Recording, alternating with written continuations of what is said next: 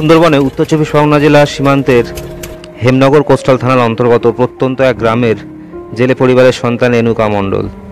বয়স খুব বেশি হলে 10 থেকে 12। বাবার মতোই রেণুকারও ছোট থেকেই শখ ছিল জঙ্গলে মাছ কাঁকড়া ধরা, কিন্তু তার এই শখই একদিন ছোট্ট রেণুকার প্রাণটা কেড়ে নেয়। ঝিঙেখালি ফরেস্ট অফিসের অন্তর্গত লাগোয়া জঙ্গলের বাঘের নেট কেটে কোনো এক রাত্রে রয়্যাল বেঙ্গল টাইগার গ্রামে প্রবেশ করে এবং জঙ্গলের গা ঘেঁষে এগিয়ে যেতে যেতে তার উপর ঝাঁপিয়ে পড়ে এবং রেণুকার প্রাণ কেড়ে নেয়। রেণুকার এই আকস্মিক মৃত্যুতে রেণুকার পরিবার আজ শোকস্তব্ধ। আজ রেণুকার বাবা এবং মা রেণুকার পথ চেয়ে বসে রয়েছে। তাদের এখনো বিশ্বাস তাদের ছোট্ট মেয়েটা আজও নদী থেকে মাছ কাঁকড়া ধরে ফিরে আসবে। ঘটনার সম্পূর্ণ বিবরণ রেণুকার মামা এবং বাবার কাছ থেকে শুনে নেব। ভিডিওটা সম্পূর্ণ দেখার অনুরোধ রইল।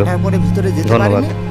না যাওয়াতে সারা তখন আস্তে আস্তে আস্তে আস্তে এই পর্যন্ত এইটা এইটা এটা পছন্দ পছন্দ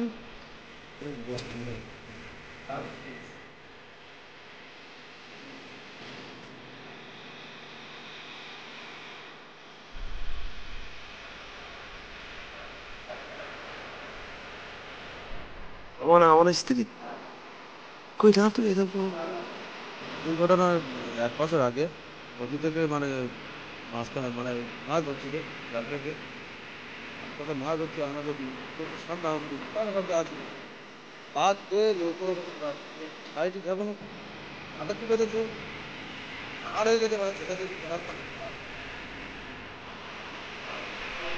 আশ্বাস একদম বিশাল আশ্বাস।